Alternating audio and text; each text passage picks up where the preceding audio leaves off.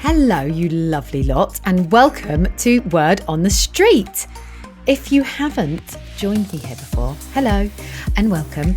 My name is Katie Street. I am the host for this podcast, and I like to think of myself as a little bit of a marketing and a new biz expert. So if you're here to learn about how to attract and win more new clients, you are definitely in the right place. Today, I am going to be talking to the amazing Lucy Whittington. And you know what? Oddly, we've just been chatting. We had it's the first time I met her on the podcast, so I'm learning with you guys today. I think I say that again in a minute, so apologies.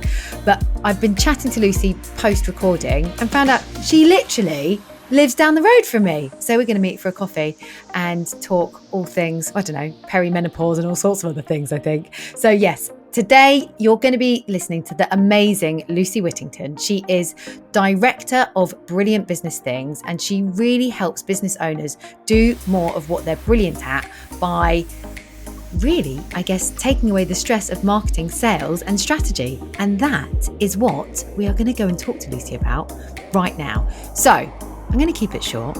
Let's go and meet the lovely Lucy. Hello, everyone, and hello, lovely Lucy. I love the name Lucy. There's so much you can do with it. Lucy, welcome to Word on the Street. I'm super excited to have you here today because, guys, this is rare when this happens. This is actually the first time Lucy and I have met. It is. And only virtually at that.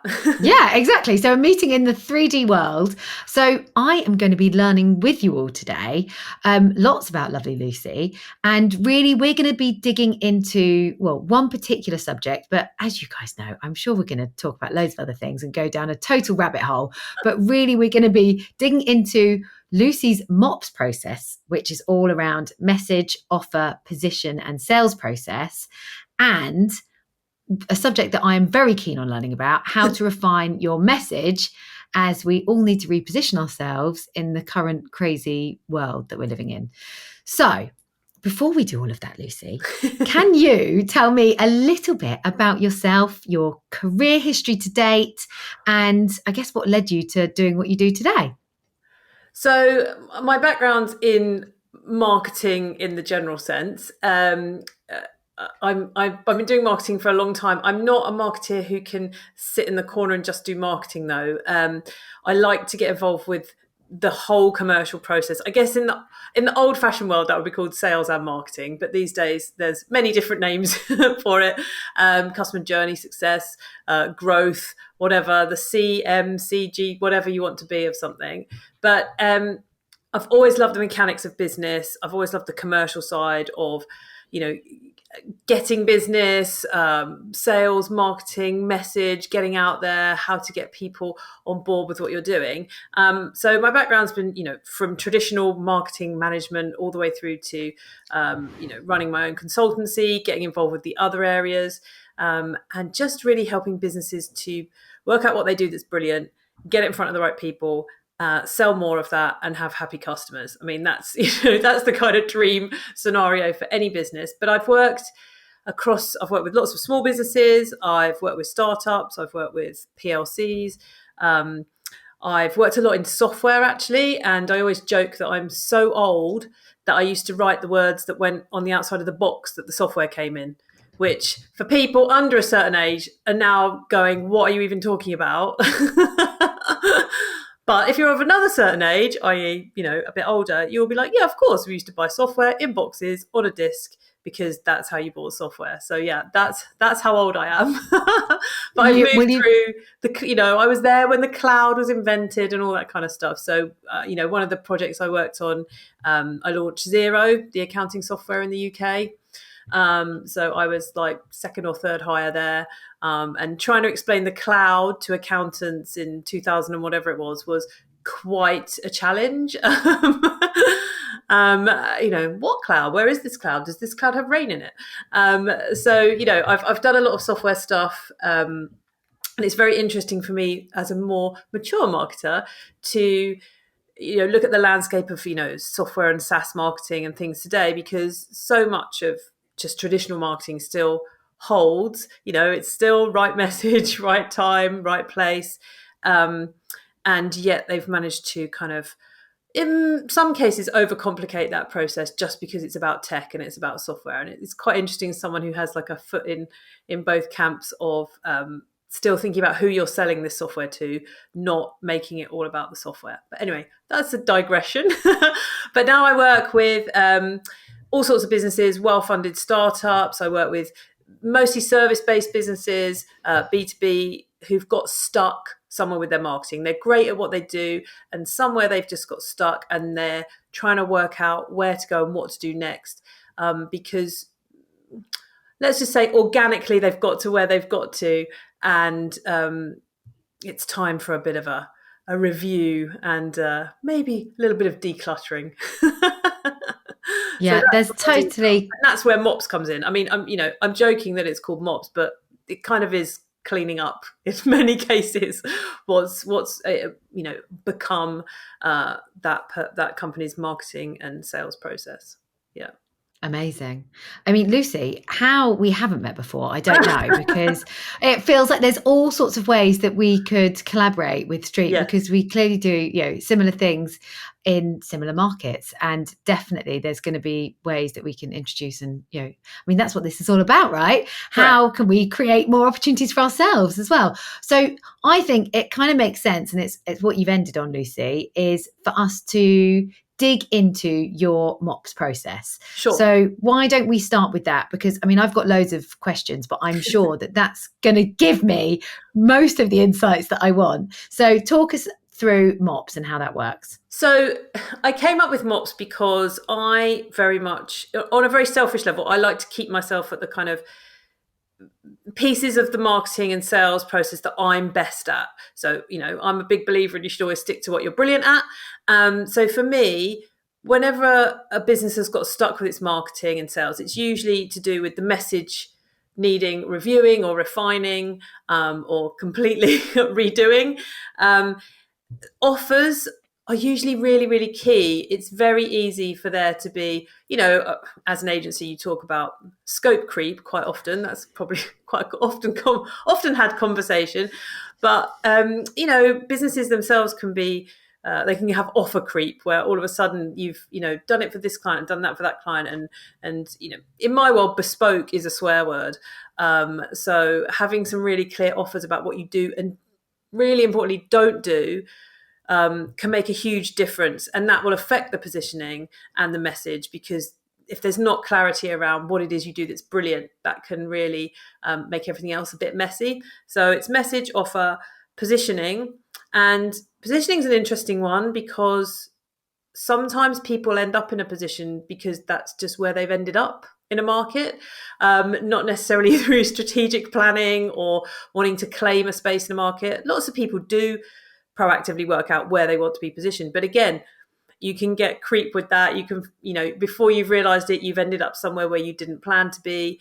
And the good thing about positioning is you can decide where you want to be whenever you want and change it, with some good marketing and messages. So positioning is really important to me, about making sure people and businesses are where they want to be, doing the work they want to do, and that they do brilliantly. And the sales process for me is taking that whole journey from, awareness and interest through to showing some evidence, people being able to try you out, the actual sales transaction itself, and then all the way through to loyalty, or as we now call it, customer success.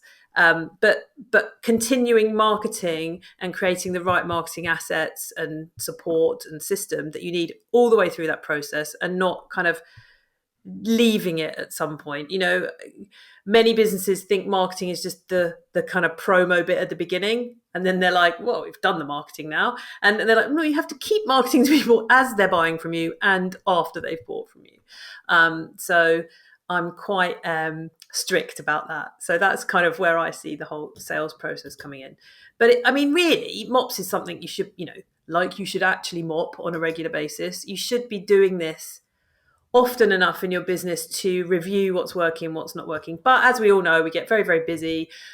Something shiny comes along, a shiny client, a shiny opportunity, something else. We're like, oh yeah, we can do that. And before you know it, it can get messy quite quickly. And sometimes that works out and sometimes it doesn't. Yeah, you mean, gosh, already you talking, Lucy, you're making me think about, oh my goodness, our offers and our website and every time I go on this podcast, it really helps me keep myself in check as well as hopefully you guys listening. And of course, my lovely clients too. But I think for me, messaging right now is so important and agencies get it wrong. I Mm. sit on the phone or on Zoom or in meetings with clients all the time and they're like, we're really good at marketing. We know how to do that bit. We've got MQLs, marketing qualified leads. That means, for anyone who doesn't know what MQLs are. And I'm thinking, you haven't. You've got someone that's visited your website and read something, maybe, if you're lucky. That is not an MQL because often the messaging's wrong, or I don't know, they're not tracking things in the right way. So the messaging for me right now is so important. We are in the midst of a recession, which is going to last, well, according to the Bank of England yesterday. We're recording this on Friday the 4th of November, and yesterday the interest rate rise to 3% happened, and we were told by the Bank of England that in the UK we're going to be in recession for 2 years. So every single person in this country and beyond, in various other countries across the world, are really worried about money. That is going to that is going to mean that lots of brands and businesses struggle to retain customers and struggle to attract them. So if you're not talking to your clients and your messaging and your lead marketing messaging and the content you're creating and the tactics that you're developing are not talking to that need right now, and you're blurbing on about something else that you thought was trendy a month ago or 2 months ago or 3 months ago in your marketing plan, you're not going to attract the leads that others that are talking about that are. So reviewing your messaging, I think, also consistently, especially in turbulent times, is incredibly important. Yeah, I agree. I mean, it's interesting talking about recession because some businesses do very well in a recession.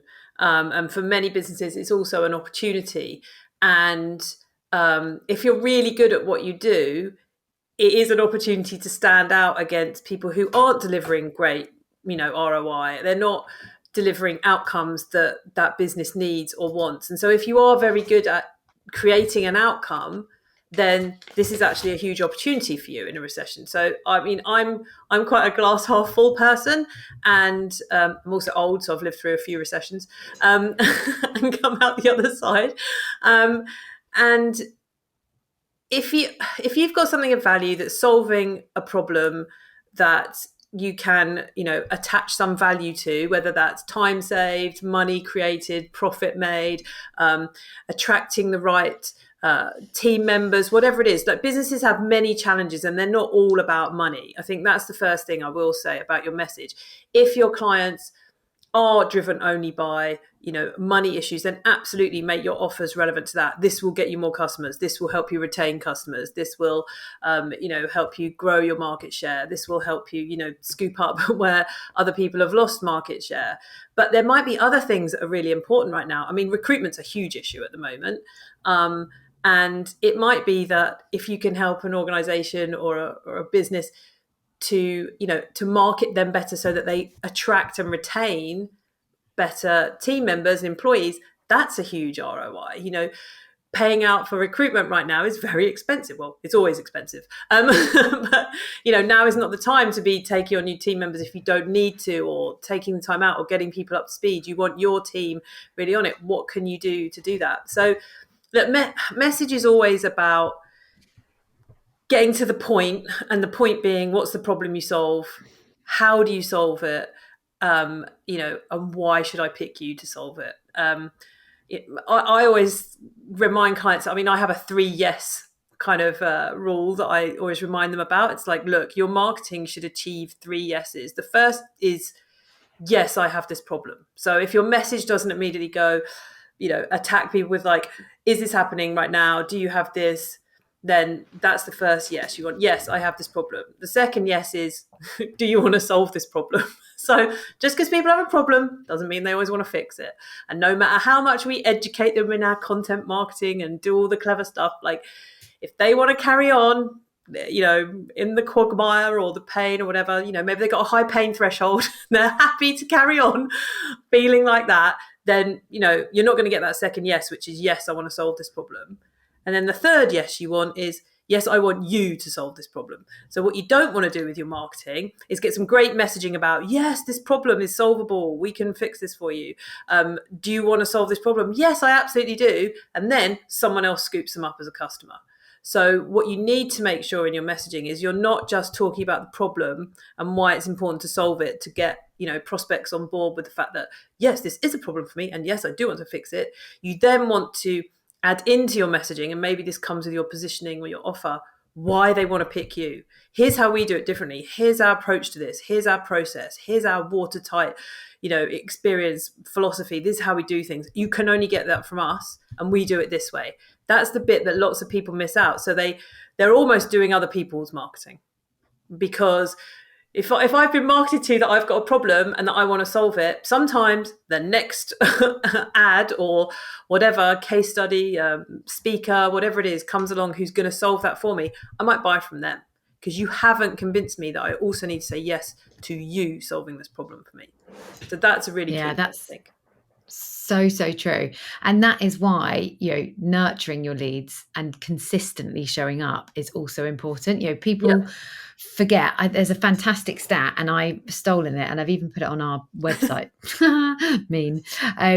But from a friend of mine, Andy Lambert, and it's actually from the, I can't remember what it's called now, the B2B something on LinkedIn. It's like the Society of B2B Businesses. But the very, very basic fact is only 5% of the businesses you want to sell to, if you're selling a service or product in the B2B space, at the time you want to sell it to them, need your services at any given point. Yeah, they're actively waiting to say yes. Yeah. Exactly. So you've got to land on their desk on the right day at the right time with the right message that gets you noticed, with no prior relationship, no relationship at all, that's going to help get you over the line, and then work really bloody hard to convert that sale into a win. However, if you do your marketing right and you're talking about the right things and you've got nurture journeys set up and you're really engaging your audience consistently with helpful content that is human, that might be in the form of a podcast, like today, that is some kind of written content, continually showing up with relevant, very, very helpful, insightful, relevant information and case studies and gateway products and things that are going to make it easy for them to buy you, they are going to find it easier to buy you. Correct. Because when they need you, you're front of mind. Also, if you do get into an RFP or a pitch scenario, you're also going to have a huge competitive advantage, because they already know you. They already trust you. If you can add a little edge as well, that they can only get this from you. I mean, I'm really keen for clients that I work with to create their own philosophy or process that they talk about, because it's like my MOPS thing. It's right. I'm not doing anything that pretty much every other marketer doesn't do, but I've tidied up my shop window. I've given it a process, and especially when you're selling a more intangible service, it's so much easier to buy if there's a kind of labeled process or step-by-step or philosophy. It's like here are the 4 elements of what we do. Here's our 5 pillars. Here's our step-by-step process. This is what we'll do. And you have some IP around that. You do something differently, even if even if once people are in the shop, just because the shop window looks all organized and a bit different, you're selling the same thing as everyone else. That doesn't matter. It's getting them in, and it's them believing that they can only get this exactly like this from you. They might get something similar, but you seem really organized. You seem to really own it. I think that's also where service-based businesses don't help themselves often, is that they jump straight to the kind of idea and they don't talk about the process or philosophy enough, because that can really sell it to people. They just want to feel like you have a plan. They don't need to know what the outcome is yet. They just need to know that you've got a plan. Yeah, well, that's what they're buying from us. People like you and me, Lucy, they're buying a service, and you've got to be able to articulate that in a way that differentiates you. I mean, I say you've got to. You don't have to. Helpful. It's going to be much harder for you to sell. It's going to be much harder for you to sell if you don't differentiate yourself, if you don't have a process. We differentiate ourselves in the market. We started off mainly, we work in the B2B space, and similarly to you, actually, with quite a lot of mainly MarTech businesses now. But we started off as an agency for agencies purely. We still work with a lot of agencies. But as well as niching in that space, I was very clear on our proposition. We are not another sales cold calling solution to the sales problem. We are a marketing led solution that solves the problem in the longer term to the sales problem. We're not right for everyone. And do you know what? I don't want to work with those people because we're not going to get them the results that they want. Panicked agencies that are going, oh my goodness, we've got no leads. My Q1 or Q2 is looking terrible. How on earth am I going to hit sales target? I need them to smash the phones for 3 months for me. That isn't us. And we are never going to try and be that. Not that we don't try and, of course, take a very intelligent approach to our marketing. We've got some amazing market insights tools and marketing automation platforms that enable us to get results very, very quickly. But really, if you're late to the party and you have messed things up and you haven't done anything for ages, we are not the solution for you. Yep. We need people that get it, that want to solve this properly and that give it time, because I'm sorry, guys, I know I always say this, and Lucy, I hope you agree with me. There is no silver bullet. Those cold calls are going to be cold. Yeah. Because the phone calls you get, they're going to be harder to convert those opportunities. You'll be lucky if you win 1 in 4 of them because they've never met you before. It's going to be really tough. Even if you've got the best sales process there is no relationship, no engagement. If you're engaged with them, I can tell you now, we at Street win probably 3 out of 4 every opportunity we go for. We've got about a 75% win rate, and probably sometimes higher than that, because when I engage, I've qualified it. That person has probably been engaging with my content and trusting me, feels like they already know me for a year, 6 months, 2 years, 3 years, whatever it's been. So when I'm in the room or in the Zoom or wherever I am presenting to them and we pitch our idea and we give them a proposal, I'm already 5 steps ahead of my competitors that aren't doing that, because they already trust me and think they know me a lot of the time. And that is where you want to get to, because that will help you convert more deals. It will also enable you to attract the right prospects and the right leads in the first place.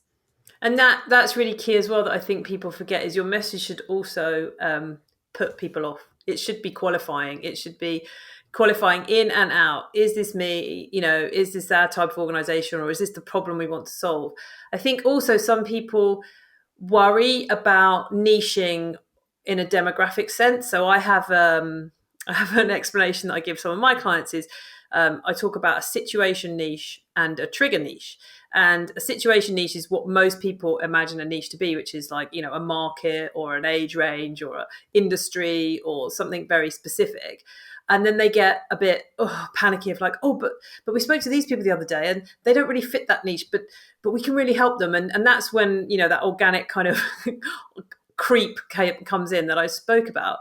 But if you feel that that's you, I think it's much better to come up with what I call a trigger niche, which is a particular point in time or a trigger or something that happens, whether that's in, the life cycle of a business or a stage of a business or a particular problem that happens. It's like, okay, we've hit a wall. We don't know how to generate more leads outside of our current network, or, we don't know how to go into a new market, or we want to reposition, or we want to, get rid of half our clients and, focus on a different, whatever it is, there's a trigger that happens. And that could be happening across across industries, across a market, but that's where, you bring your most value. So I have more of a trigger niche because I'm pretty market agnostic. I can help, like I said, mostly business and service-based businesses, but it can be across software, it can be across agencies, it can be across consulting. But that's be the trigger for me, is that like, we're stuck here. Like, what do? We need to, maybe we don't have a way to scale, or, we've kind of got a bit messy with where we've got to, or they're often a kind of well-funded startup who are like, we know we need to do all the things, but we know we shouldn't be doing them all at once. Like, what order do we do them in? So like, they're educated enough to know that they need to get things in place, but like, what do we do in what order? And just, bringing that kind of logic and process to it. But that's a trigger. Like, that's really identifiable. So I market to that trigger as a niche rather than an industry. Neither is right or wrong. It's just, sometimes it's nice when I explain trigger niche to businesses that are like, we'll just do that instead, thank goodness, because they don't want to just work with one type of business for whatever reason. Yeah.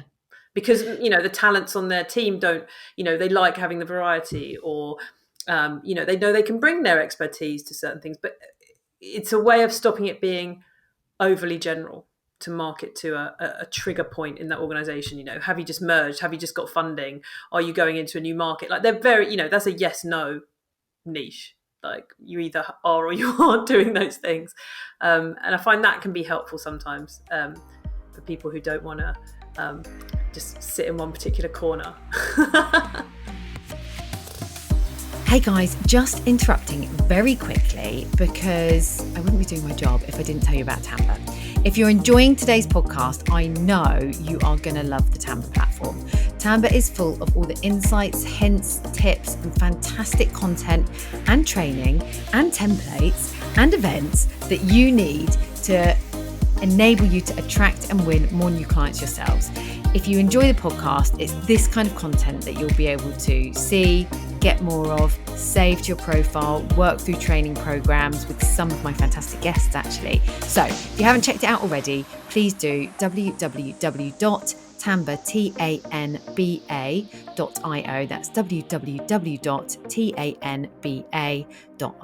Go have a look. I hope you love it, and I hope to see you at some of our online events very, very soon. The businesses that really have hit a wall with their message, and they're not, so many agencies, and businesses and, marketing companies are having to change, and really understand what the new world looks like and how they can help people in this new space and the world that we're living in today. So how can they, if they've certainly bigger companies, if they've hit a wall, how can they overcome that and really reposition themselves? So for me, the first thing actually when you hit a wall is to look at your offers, because the clarity on everything else will flow from there.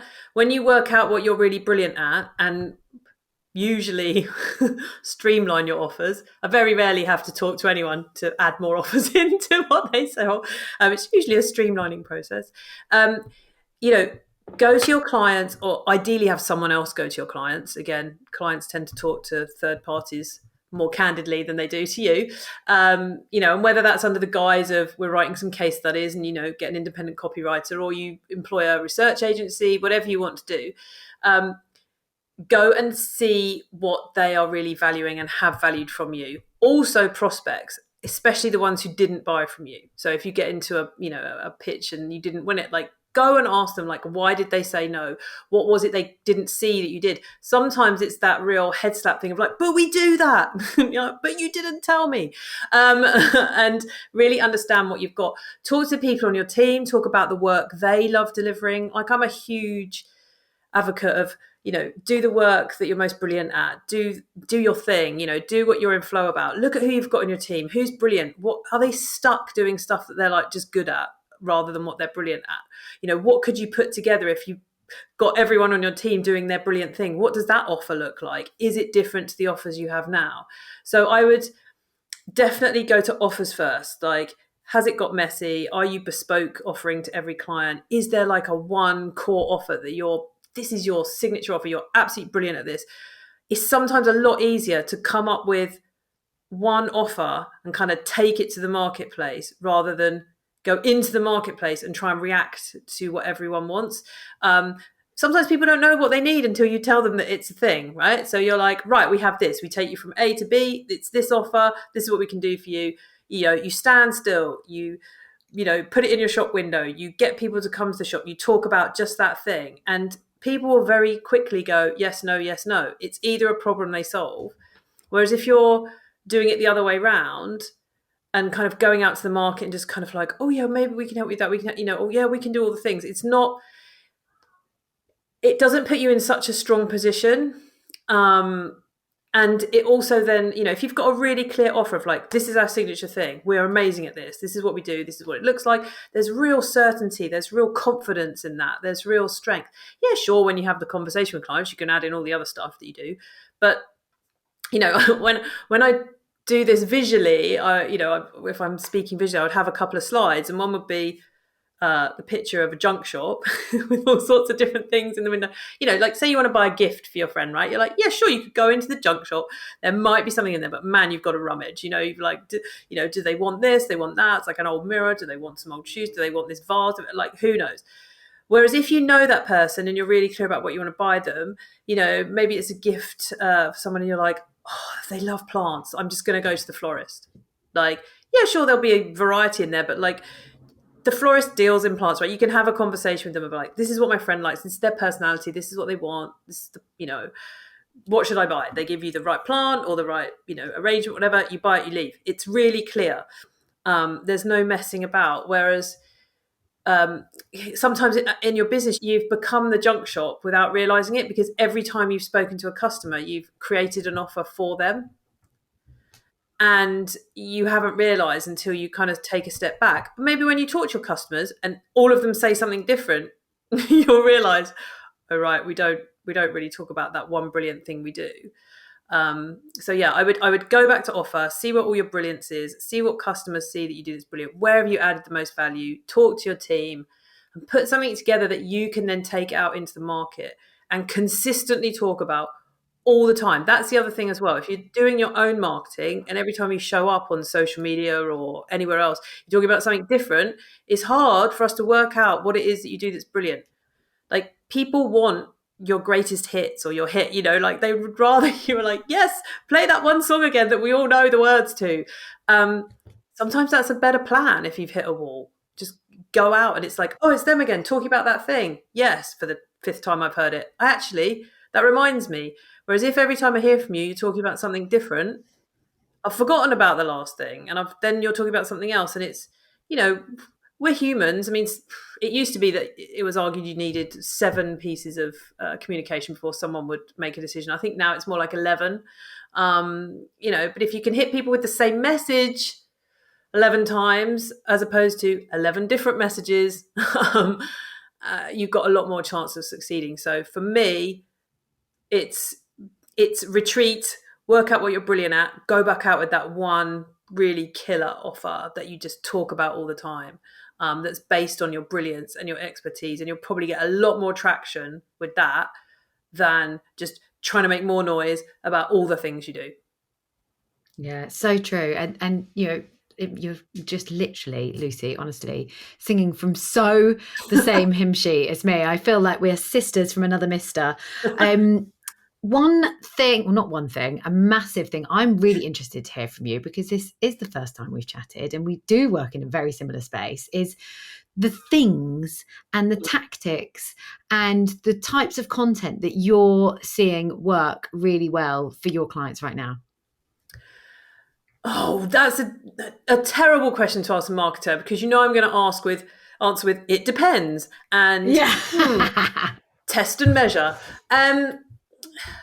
A theme, I will say, is simplicity. I think, I spend a lot of my time telling my clients not to do things. So, I'd rather they were brilliant on one social media platform than try to do all of them. I would rather they had an absolutely amazing 1-page website than a huge content stuff 50-page website. Like, I think there's so much information overload for people now. It's really great to consolidate, to meet people where they're at. Like in some situations, I rather just email someone like a 2-3 page PDF of here's what I do, here's how I do it.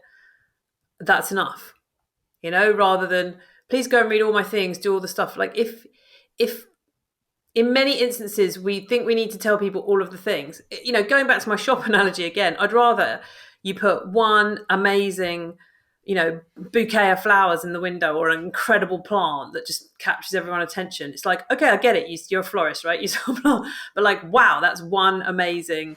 I'm going to come in. I'm going to talk to you about what else you do, but you don't need to put every single plant, flower you sell in the window. That's just, it's too chaotic and overwhelming. And I think the things that work best is when people sit back and they go, this is the thing that people stand up and pay attention to. I'm just going to keep talking about that.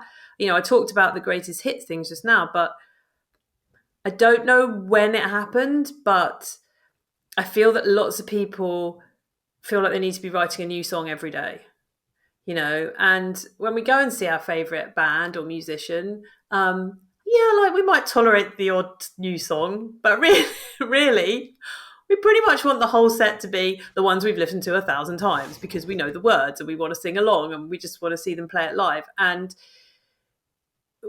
a lot of people need to get better at playing their greatest hits and being okay with that than feeling like they've got to write a new song every day. Yeah, so true. I think people worry that they're niching too much, but my kind of view on it is look, you need to have content that is talking to the entirety of your audience consistently. Correct. Because you've got to be consistent. So when I'm talking niche, I'm not saying if you are an agency that can and does work with varying different sectors that you could or shouldn't do campaigns just to the fashion retail sector, for instance. Do that, but also make sure that you've repurposed that content to talk to the rest of your audience, and or do it in addition to the stuff that's talking to the rest of your audience. Because I think something I see agencies do, whatever tactics they are, events, we do so many different types of things: events, webinars, white papers, written content, social posts, videos, interviews, podcasts, whatever it might be. It really doesn't matter, because they will all work for you, and you've got to work out the ones that are going to work hardest for you, dependent on the resource and the availability and the types of people that you have in your business.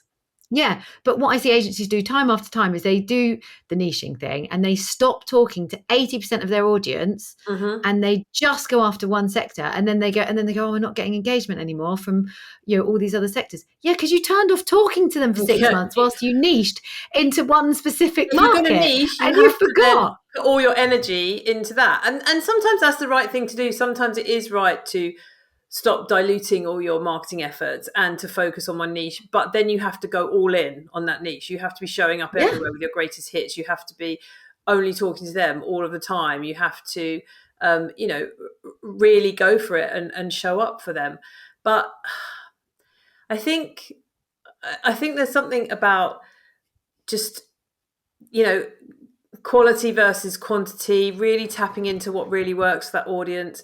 I mean, I've got absolutely no scientific evidence for this, but in my head, that 80-20 rule solves most problems. But, by sticking to 2 or 3 platforms and doing them brilliantly, you're probably going to reach 80% of people in that market.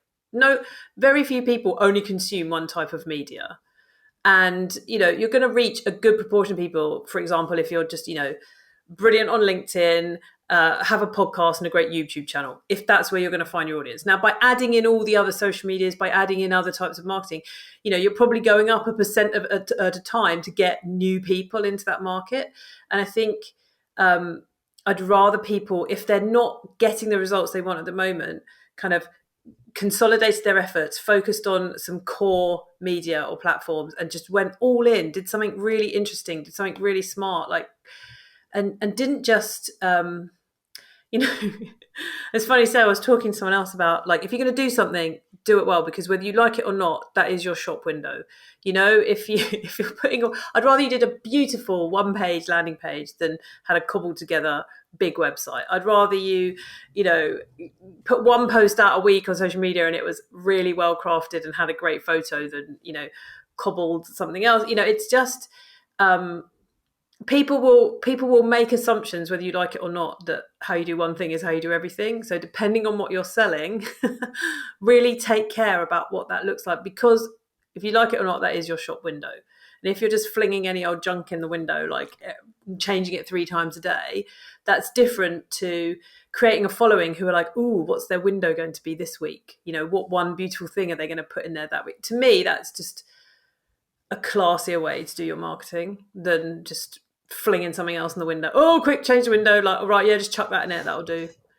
That's a really important point, I think, Lucy, is, that you have to be giving especially in the B2B world, you have to be giving value with everything you do. Mm-hmm. So going back to your value proposition, and those problems and the value that you provide, the value exchange that you give to your clients and your prospective clients, if your content isn't helpful and it's just shouting about your own agenda, or it's just like, I mean, I see from some of our competitors, I have to say this, I'm not going to name them, some of the worst social posts. And I think, why would anyone in their right mind work with them? Because the content is so rubbish and so unhelpful. I'm like, what that is, I mean, not all, some of them do really great stuff, but I've seen a few and I'm like, that's just filling a hole because you think you need to post it's doing it 3 for the times a sake week of or 4 it. times a week. There's no value. There's zero value. So don't do it. Unless there's value, do not do it. And I think that's something that we're really strict about is, we look back, what are the problems that we are helping our clients overcome? If we're not talking about that in the content that we push out for us and for the agencies and businesses that we work for, if we're not talking about something of value, we do not send it, we do not post it. And that doesn't mean it has to be necessarily business-like all the time. So for example, I send out an email every week that will be something that it'll be something useful about your message, your offer, your positioning, your sales process. But that email I happen to write in a very personal and anecdotal way. So it'll be something that I'd seen, observed, done, appreciated that week. It'll be wrapped up in what I've been doing. I purposely do that to let people get to know me and how my brain works and how I pay attention to things as and when they happen. But I'll also make sure there's something useful in there, but it's not presented as and now here is your checklist for how to do that. There's a time and a place for that, great, but it doesn't necessarily mean you have to always be producing, something like that, like a white paper or a checklist or a how-to guide. All of those are amazing, by the way, in the right place, right time. So there are ways to do that, to communicate with people, and that's part of your message as well. I think people also forget that they kind of go, right, we must do some marketing now. And you're like, you're kind of doing that every time you say something. Like every time one of your team speaks to people, every time someone posts on social media, every time you show up somewhere, that's still you doing your marketing. You don't just go, oh, let's do some marketing now when you do something official, like, put something on your website. It's like, that's happening all the time. And if you haven't got clear guidelines around that, or what that looks like, or what your message is, and what you're trying to communicate all of the time in your communications, then you've kind of missed a trick there. Yeah. I need to get on your emails. I'm excited. Oh, Lucy, thank you so much for joining me today. There's definitely going to be crossover and ways that we can collaborate. And guys, I hope you listening have found Lucy's conversation as valuable as I have. Please feel free to reach out to her. Lucy, how can people contact you or find you? So I am on LinkedIn. So I'm Lucy Whittington on LinkedIn, WHI, and brilliantbusinessthings.com is my website, but also lucywhittington.com.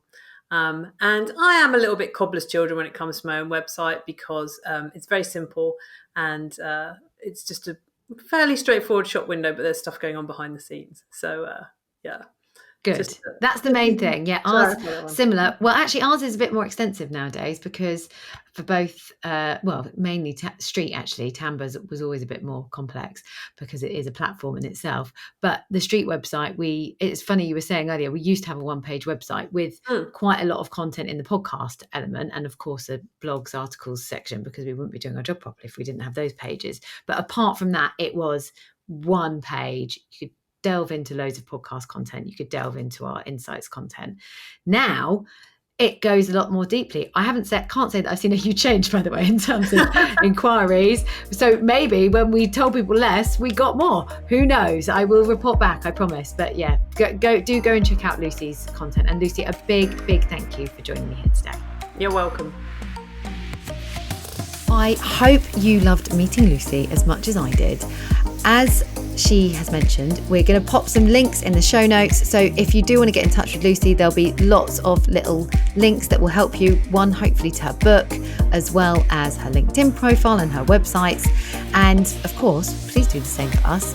If you enjoyed today's podcast, go and check out Street Agency, street.agency, and check out some of our services. Come and meet me, sign up to our next event, go and listen to more podcasts, whatever you want to learn. A lot of that kind of content can be found on our website.